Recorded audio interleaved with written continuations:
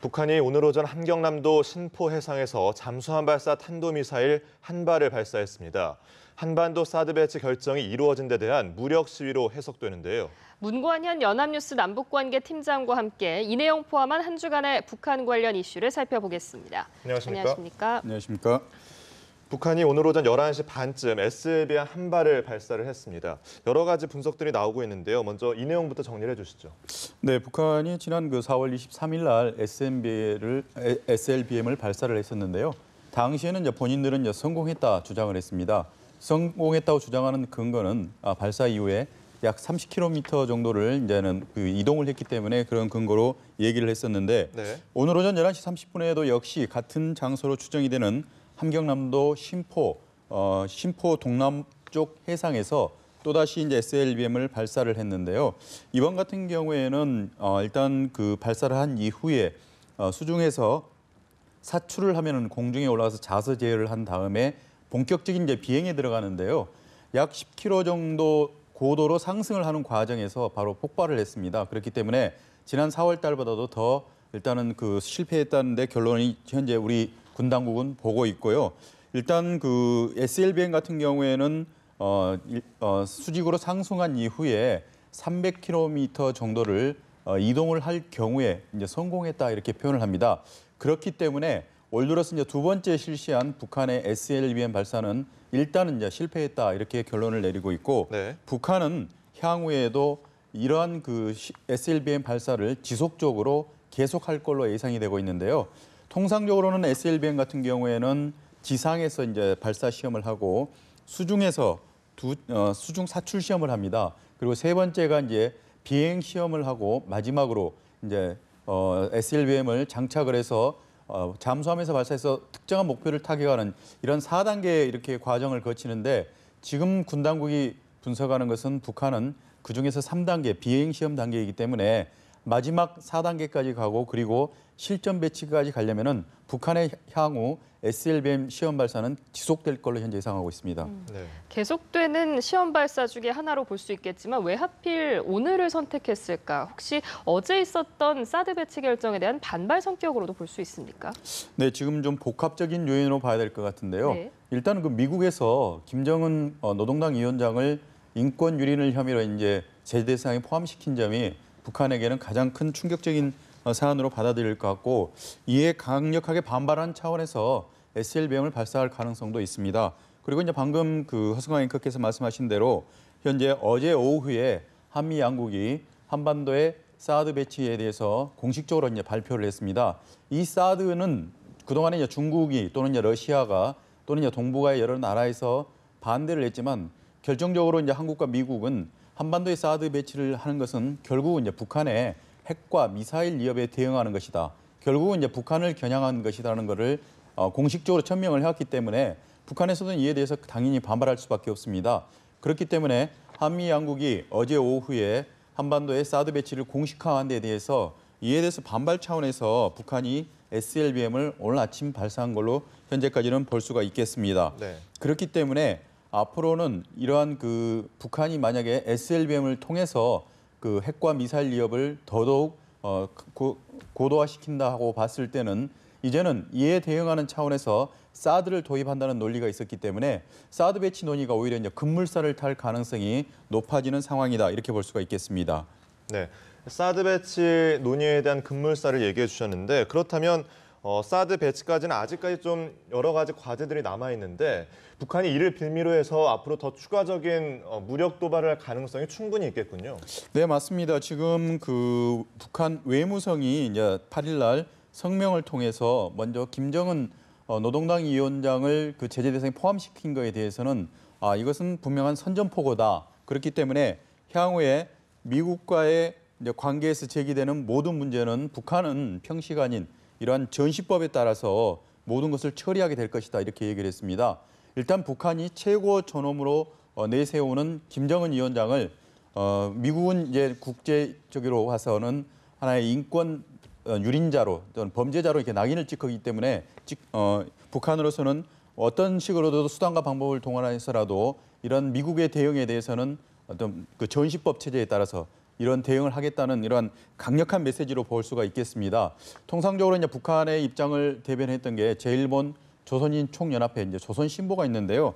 조선신보도 어제 이제 미국이 선을 넘었다 이런 그 북한과의 관계에서 레드라인을 넘어섰고 결국은 북한이 이제는 선제 타격 체제를 들어가겠다, 먼저 공격을 하겠다는 이러한 입장을 밝혔기 때문에 북한의 입장은 뭐 내외적으로도 분명히 공식적으로 천명한 것은 미국에 대해서는 전시법에 따라서 또는 이제 선제 타격 체제를 하겠다고 얘기를 했기 때문에 그러한 차원의 연장에서 오늘 SLBM 발사도 이루어지지 않았을까 이렇게 보고 있습니다. 네. 북한의 SLBM 발사에 대해서 좀 이야기 나눠봤는데요. 어제 있었던 한미 군 당국의 사드 배치 최종 확정 발표에 대해서 저희가 좀 이야기해 보겠습니다. 먼저 어제 브리핑 내용을 화면을 통해 확인해 보시겠습니다. 한미 양국은 북한의 핵과 대량 살상 무기와 탄도 미사일 위협으로부터 대한민국과 우리 국민의 안전을 보장하고 한미 동맹의 군사력을 보호하기 위한 방어적 조치로서 주한미군의 사드 체계를 배치하기로 한미 동맹 차원에서 결정하였습니다. 지금까지 정부가 상당히 신중한 반응을 보여왔는데 이제 더는 미룰 수 없다고 판단한 걸까요? 네, 맞습니다. 현재 결국은 이제 우리 입장으로서는 사드 논의는 2011년도부터 당시 이제 주한미군 사령관이 미 의회 청문회 과정에서 사드 배치의 필요성에 대해서 첫 번째 언급을 했었습니다. 그 이후에 이제 2013년도부터는 역시 이제 주한미군 사령관의 공식적인 발언을 통해서 사드의 한반도 배치에 대해서 여러 가지 이제 논란이 있었는데요. 그동안에는 공식적으로는 또는 비공식적으로 논의된 것이 없다 이런 입장이었었는데 올 들어서 이제 북한의 도발 형태가 굉장히 어떤 위협적인 형태를 띠고 있습니다. 1월 달에 제4차 핵실험을 했고요. 그리고 2월 달에는 장거리 로켓 또 광명성호를 발사를 했었는데 이 과정에서 결국은 우리나라를 보호하기 위해서 방금 그 국방부 관계자의 말처럼 또는 대한민국 그리고 대한민국 국민을 보호하고 한반도에 배치된 주한미국의 군사력을 이제 보호하기 위해서 이제 방어적인 차원에서는 결국은 이제 사드를 도입할 수밖에 없다는 이런 논리를 내세우고 있습니다. 이는 이제 사드가 갖는 기본적인 성격이 고고도 방어 체계이니까요. 40km 이상에서 150km 이상의 고도로 날아오는 북한의 미사일을 이제 1차적으로 요격을 하고 만약에 이런 사드로 통해서 이러한 1차 요격이 실패할 경우에는 현재 우리가 확보하고 있는 것은 지상 40km까지의 팩2 또는 팩3 미사일이거든요. 이러한 두 번째 미사일을 할 경우에 미사일을 요격을 실패할 이런 확률을 줄일 수가 있다는 것이 이러한 다층 방어 체제를 구축해야 한다는 것이 결국 한미 양국 간의 정부 당국 간의 이런 공통된 이러한 의사가 형성이 됐기 때문에 결국은 어제 오후에 유재승 국방부 정책실장 그리고 벤덜 미 8군 사령관이 직접적으로 이제는 한반도 사드 배치에 대해서 공식화하는 이런 단계에 이르렀다 이렇게 볼 수가 있겠습니다. 네, 한미 양국이 사드 배치를 공식화하면서 이제 관심은 과연 어느 지역에 배치할 것인가인데 지금 거론되고 있는 지역이 음성, 칠곡, 원주 이런 지역인데 벌써부터 지역 주민들이 반발하고 있더라고요. 네, 맞습니다. 그 사드 같은 경우에는 X밴드 레이더를 통해서 날아오는 북한의 또는 이제 적의 미사일의 위치를 먼저 파악을 해야 되는데요. 이 레이더에서는 굉장히 강한 전파가 나가기 때문에 가령 그 레이더 앞에 있는 100m 안에 사람이 있을 경우에는 강력한 화상을 입을 가능성이 있습니다. 이처럼 이런 사드 레이더가 갖고 있는 굉장한 그런 유해성 때문에 지역 주민들이 당연히 반발을 할 수밖에 없습니다. 현재까지도 사드 배치 후보지가 논의가 되고 있는데요. 경기도 평택 그리고 음성, 칠곡 이러한 또는 원주까지 후보지로 현재 검토가 되고 있는데 한미 양국의 정부의 입장은 현재까지는 공식적으로 확인이 되고 있지는 않고 이러한 후보지에 대해서는 면밀하게 검토를 하고 있다는 게 입장인데요. 결국은 이 한반도 지형상 이러한 사드 레이더가 배치가 될 경우에는 인근에는 인구가 밀집된 이런 도심이 형성이 돼 있을 수가 있고 그리고 또 이러한 도로 또는 국도, 고속도로가 될 경우에 이런 이동 과정을 통해서 사드에서 나오는 레이더의 그런 유해성을 피해를 입을 수밖에 없거든요. 그래서 지역적으로는 현재 방금 말씀하신 대로 원주나 또는 음성, 칠곡 이런 데서는 굉장히 주민들이 현재 조직적으로 반대 활동을 하고 있습니다. 그렇기 때문에 부지 선정 과정에서 이런 지역 주민들과 굉장히 어떤 마찰은 불가피할 걸로 예상이 되고 있고, 이러한 마찰을 피해서 결국은 사드 배치를 이미 공식화했기 때문에 반드시 들여오려고 할 과정에서는 그 마찰을 최소화하는 것이 우리 정부의 입장인데요. 현재까지는 이런 민간 사유지를 도입을 할 경우에는 이런 마찰이 많아진다면 결국 이제 국유지나 또는 민간 소유가 상대적으로 덜한 것으로 이제 부지를 선정을 해야 되는데, 결국 그렇게 또 위치를 선정을 하다 보면은 사드의 효율성이 또 떨어질 수가 있거든요. 그렇기 때문에 어떤 그 사드의 레이더의 효율성과 그리고 주민들의 반발을 최소화하는 이러한 조합을 만들기 위해서 현재 정부 당국자들은 현지 조사를 매우 면밀하게 현재 하고 있는 걸로 확인하고 있습니다. 네. 그렇다면은 적합한 곳에 이게 사드가 배치가 되었을 때 그 효율성이 어느 정도 되는지 궁금하거든요. 그러니까 말씀하신 것처럼 이게 다층 방어가 가능해지면서 요격률이 어느 정도까지 올라갈 수 있는 건가요? 네, 현재로서는 그 사드에 관련해서 논의가 있으면은 예. 과연 사드를 배치를 했을 때 예. 어떻게 이제 그 적으로부터 날아오는 그런 미사일을 다 막아낸다면은 사드 배치는 당연히 해야 되는데, 이 효용성 논란이 현재까지 수그러들지 않고 있습니다. 특히 이제 사드가 갖고 있는 한계가 대부분 이제 한반도 같으면은 그 북한이 보유하고 있는 미사일 같은 경우에는 사거리가 뭐 300, 500, 700인 스커드 미사일이 있고요.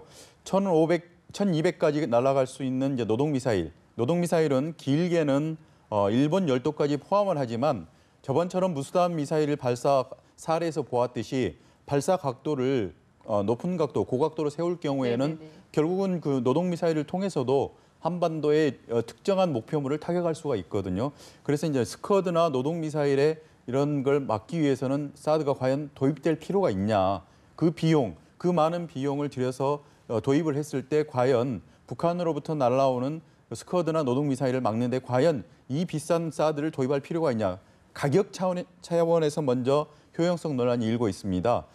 두 번째 같은 경우에는 이 사드를 통해서도 북한이 만약에 쏘아 올릴 이런 여러 가지 공격물들을 다 쏘아 맞출 수는 없다는 것이 두 번째 이제 그 논란의 대상이 되는데요.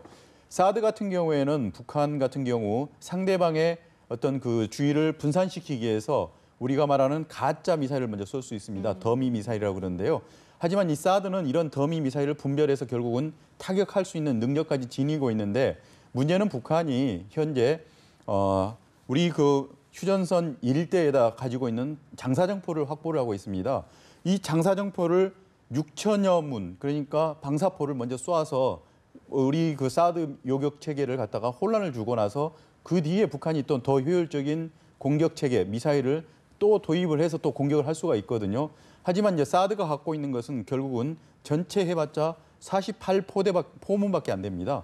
그렇기 때문에 이러한 것을 북한에서도 충분히 알고 있기 때문에 어떤 교란 작전을 먼저 통해서 사드의 요격 체계를 무력화시킬 수가 있습니다. 그럴 경우에는 그 이후에 공격하는 것은 어떻게 막아낼지 이런 또 논란이 일 수가 있기 때문에 네. 사드의 효용성 논란은 앞으로도 계속 일어날 수밖에 없고, 이러한 부분에 대해서 정부는 또 이제 국민들을 상대로 또 설득을 해야 되는 그런 상황이 있을 수밖에 없습니다. 네.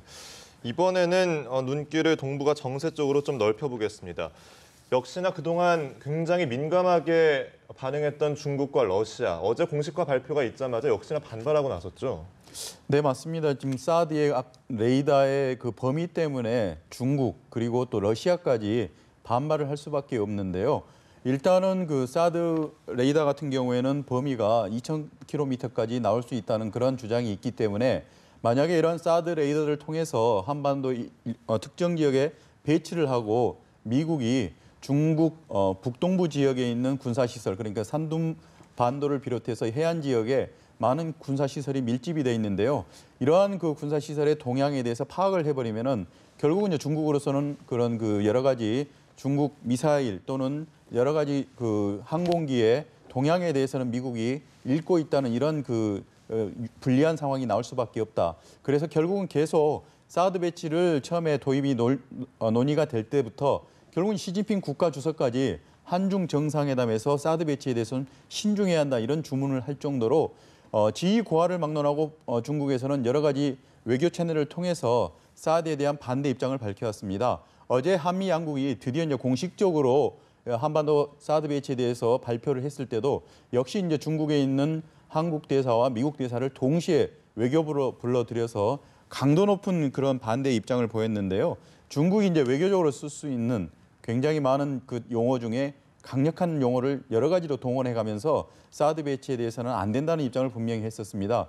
그렇기 때문에 향후에 이런 중국의 반발을 어떻게 이제 무마하고 우리의 입장을 설득을 하느냐도 큰 외교적인 과제로 남아 있고요. 아울러서 중국과 마찬가지로 러시아도 마찬가지입니다. 극동 지역에 있는 이런 군사 시설이나 주요 동향에 대해서는 사드 레이더, 엑스밴드 레이더를 통해서 결국은 본인들의 어떤 동향을 읽을 가능성이 있기 때문에 향후에 러시아도 마찬가지입니다. 그래서 결국은 사드가 한반도에 들어옴으로 인해서 북한과 중국과 러시아가 이런 한미에 또는 이제 일본까지 포함을 할 수가 있는데요. 이런 한미일과 북중러 간의 새로운 어떤 냉전 구도가 또 형성되지 않을까 이렇게 걱정하는 사람들이 많이 있는데요. 결국은 이 사드 배치를 둘러싸고는 우리 외교력이 결국은 이러한 과제를 풀 수밖에 없는 상황인데요. 그렇기 때문에 이 박근혜 정부가 외교안보 라인은 현재 사드 배치의 공식화와 함께 이러한 것들을 설명하고 설득하기 위해서 굉장히 분주하게 움직이고 있는 것이 사실입니다. 네. 중국을 어떻게 설득하느냐가 관건이 될 것 같은데 일단 지금으로서는 중국이 강력하게 반발하고 있기 때문에 뭐 외교 관계뿐 아니라 뭐 경제적으로 보복 조치를 취하는 거 아니냐, 또 대북 공조에 있어서 균열이 생기는 거 아니냐 이런 여러 가지 우려들이 나오고 있거든요. 네, 맞습니다. 가장 걱정을 하는 부분이 지금 정치적으로는 이제 미국과 연대를 하지만 경제적으로는 중국을 선택할 수밖에 없는 것이 대한민국의 현실인데요.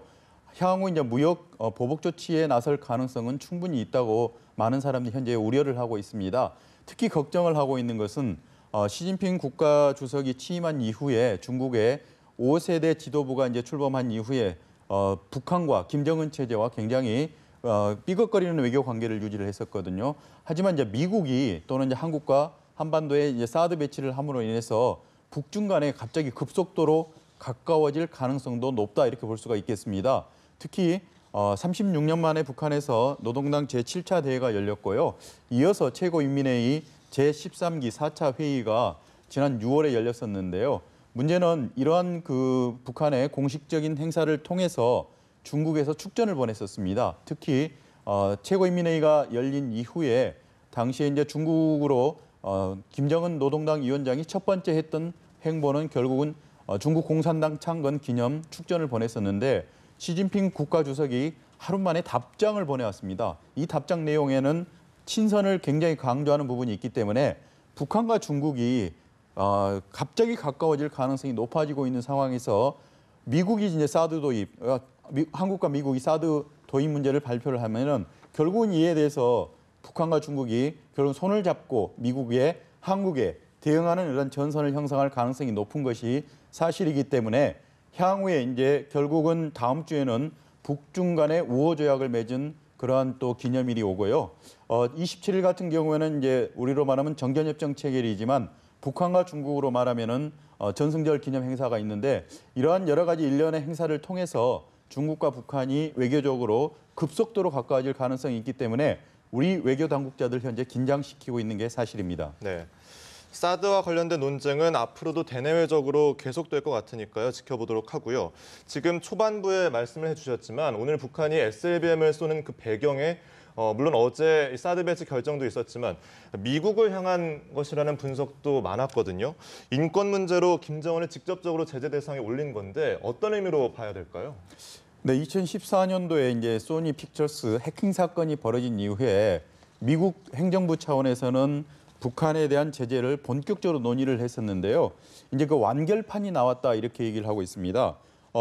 이번 주 그 수요일 6일 날 미국 정부가 김정은 노동당 위원장, 이제 국무위원장에 대해서 북한에서 자행되고 있는 인권 유린의 이제 책임을 물어서 결국 이제 제재 대상에 포함을 시켰습니다. 김정은 위원장뿐만이 아니라 북한에서 현재 일단 15명 그리고 또는 8개 기관을 이 제재 대상에 포함을 시켰는데 북한으로서는 그 최고 존엄인 그 김정은을 인권 탄압의 어떤 그 범죄자, 피의자로 현재 미국이 국제사회에 공식화한 거에 대해서는 북한으로서는 이제 강력히 반발을 할 수밖에 없습니다. 현재 이제 미국 행정부가 오바마 행정부가 현재 이제 임기 말기로 가고 있기 때문에 더 이상 이런 한반도 문제, 대북 정책에 대해서는 손을 대지 않을 것이다. 그리고 북한으로서도 이에 대해서는 굉장히 이러한 그 빈틈을 노린 외교 정책을 추진을 한다 이렇게 보고 있었는데 미국이 남은 임기와 상관없이 핵과 미사일 그리고 여러 가지 해킹으로 도발하는 북한에 대해서는 원칙적으로 강력하게 대응하겠다는 입장을 보여준 것은 굉장히 우리로서도 놀랄 수밖에 없는 그런 조치였습니다. 특히 김정은 위원장을 제재 대상에 포함시키는 이런 초강수를 둔 거에 대해서는 북한으로서도 굉장히 반발을 할 수밖에 없는데요. 향후에는 이러한 그 미국의 김정은 노동당 위원장의 제재 대상에 포함시킨 조치를 놓고 미국과 북한 간에는 이제는 도저히 이제 건널 수 없는 강을 건넜다. 루비콘 강을 건넜다. 그렇기 때문에 북미 간에는 긴장이 극도로 이제 조성될 가능성이 높다는 것이 현재의 분석이고 톰 말리노프스키 미국 국무부의 민주주의 그리고 인권 노동 담당 차관보가 있는데 미국의 입장은 분명하다. 특히 이번에 제재 대상으로 김정은 노동당 위원장을 발표한 것은 그 시작에 불과하다 했기 때문에 미국의 입장은 매우 완강하고 강력한 걸로 현재 확인이 됐습니다. 그렇기 때문에 이번 그 제재 대상 발표를 계기로 미국과 또 북한 간에는 새로운 또 긴장 국면이 조성될 걸로 현재 예상이 되고 있습니다. 네, 앞으로 북미 간의 그런 긴장 국면도 좀 주목해서 봐야 할 것 같습니다. 지금까지 문관현 연합뉴스 남북관계 팀장이었습니다. 고맙습니다. 고맙습니다.